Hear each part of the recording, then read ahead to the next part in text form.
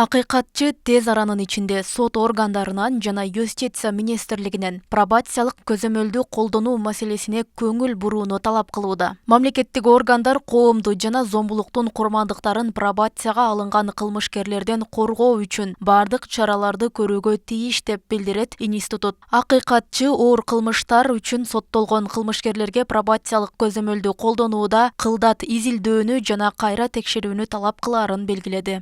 Бейгүнөө балдарды жана алардын энесин өлтүрүү өтө оор кылмыш. Мамлекеттик органдар аялдардын жана балдардын коопсуздугун камсыз кылуу үчүн бардык чараларды көрүшү керек. Анткени аларга карата зордук зомбулук күч алууда. Кылмышкер шарттуу түрдө абактан бошотулгандан кийин өч алуу максатында зордук зомбулукка кабылгандардын алдына келип, катаал кылмыштарды жасаган биринчи жолку көрүнүш эмес. Өткөн жылдын сентябрь айында Жогорку кеңештин депутаты Жанар Акаев Кыргызстанда 2022 жылдын башынан бери 16 жашка чыга элек балдарды өспүрүмдөрдү зордуктаган деген айып менен соттолгон 88 адам сот чечими менен абактан пробация аркылуу чыгып кеткенин айтып чыккан. Пробациялык көзөмөлгө алууга уруксаат берген мыйзамды кайрадан карап чыгып, өзгөртүүгө чакырган. Жашы жете элек өспүрүмдөрдү зордуктаган 88 адам абактан пробация менен бошонуп кеттир.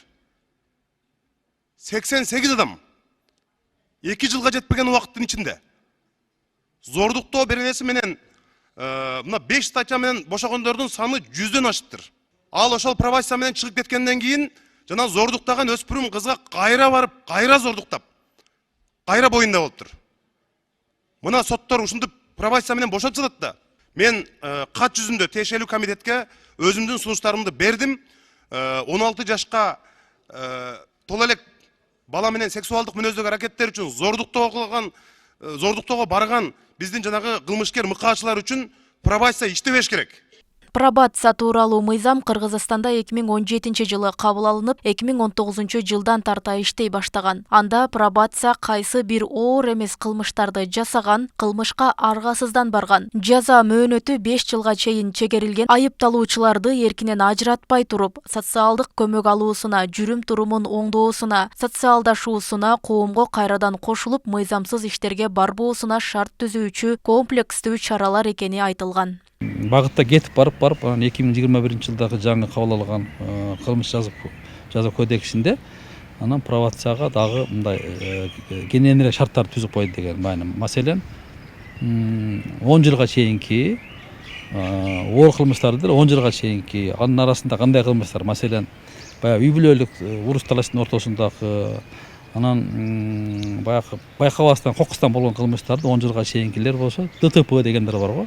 Ушуларга пробация колдонуу маселеси ошол мыйзамда көрсөтүлүп калганда, анда тараптар жарашып калса, тосмолор жазып берген болсо, келишип баягы келтирген чыгымдарды ордуна койгон учурларда тараптар менен келишкен болсо, соттун өзүнчө укугу бар, ошол колдонгонго болот. Мыйзам ишке киргенден кийин юстиция министрлигинин алдында пробациялык көзөмөлдү ишке ашыруучу атайын департамент түзүлгөн. Аталган департамент сот чечими аркылуу пробацияга чыгарылган айыпталуучулар менен иш алып барат.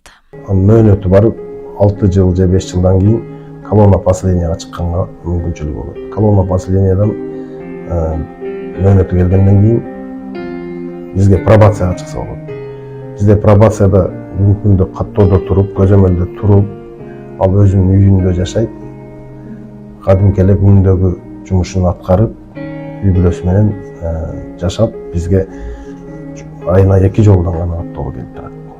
Үйлөрүнө барып текшерген максатыбыз бул бизде каттоодо турган учурда кандай абалда жашап атат. Кайта кылмышка барбоо максатында биз аларды шарттарын түзүп бергенге аракеттенебиз. 2021 жылы 2896 жаран, 2022 жылы 2188 адам пробация көзөмөлүнө чыгарылган. 2023 жылдын биринчи жарымында сот тарабынан 1163 адам пробациялык жеңилдик алган. Кылмышкердин жаза чарасы пробациялык көзөмөлдө болоору соттун чечими менен гана аныкталат. Роза Акматжан кызы, Белек Мусаев, Ош ТВ.